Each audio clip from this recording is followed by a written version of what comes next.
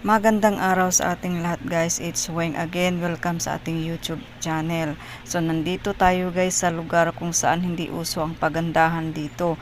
Uso dito ang pahagardong mukha kasi nga wala naman tayong pupuntahan. So yun, hindi na tayo magpapaganda-ganda dyan. So ayan, umaga pa lang guys ay kailangan ko nang ma-harvest ito matapos agad dahil dito ay sa mainit na sobra kapag natagalan tayo ng pag-harvest. Itong sili guys, aking tinanim ito sa may malaking balde lang guys at marami siya talagang nagbigay bunga. No, at hindi lang itong unang pag-harvest ko, maraming beses na akong naka-harvest sa sili na ito. Magtatagal talaga ng mga magtatagal talaga ng panahon guys ang sili guys bago siya malagnas. So yan, napakaraming bunga. Ito ay masarap panghalo sa mga pangsangkap guys, no, sa kinakain na sa sausawan, no, sa pritong isda, inihaw na isda. Siyang tunay nga naman talaga nakakasarap, dagdag itong sili guys pag ginamitan natin ng sili. Ayan, napakaraming bunga talaga mga kawing. Ayan, no. So ito guys, ito po ay marami ding benepisyo sa ating katawan guys. Ito din ang ginagamot sa akin guys nung ako ay nagkasakit ng nervyos.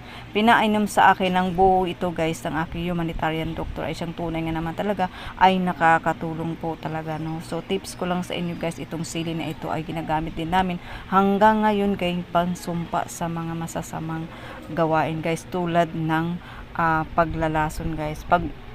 Pag maglakad kayo guys, magdala kayo ng sili 5 o 7 peraso. Ibalot nyo sa puting tela, ibalot nyo sa puting papel guys at ilagay nyo sa inyong bulsa. At yun, napaka-epektibo po. Hindi kayo matatablan ng lason guys, no? Lason sa pagkain, yung palipad hangin, yung mga ganun guys, no?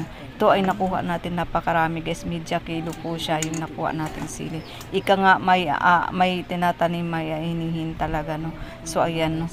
So yun po guys, no, ito lang po ay tips ko lang po sa inyo mga kaweng. Kung mahilig kayo maggagala-gala kasama mga kaibigan nyo at hindi nyo alam kung anong galawan nila, no, kasi nga kahit nakaibigan pa natin o kakilala natin yan, may mga kakilala din yan na mga kakilala din, no. So hindi natin alam or saklaw ang mga galawan nila, no, kasi kami ay dalang-dala na po kami guys. Ito din ang tinuro sa amin ng aking mama, no, kung saan kami magpunta, halimbawa pesta o ano man yan, birthday or sa kahit anong lugar, no, magdala talaga ng sili guys, dahil ito din ay makakatulong kasi ito din kasi ang nakatulong din, no, sa aking mama yung siya nilason, no. So sa aking lulo talaga ay nadala na kami kasi guys, nangyari sa lulo namin, no, na nalason po siya kasi sa amin lang ding lugar nag-imbita sila ng kaibigan nila, hindi nila alam yung kaibigan na yun ay masamang balak pala. So yun guys, nawala po yung aking lulo dahil doon. So dahil doon natuto na kami guys kung anong panumpa sa mga lason. Ito lang po guys yung sili, magdala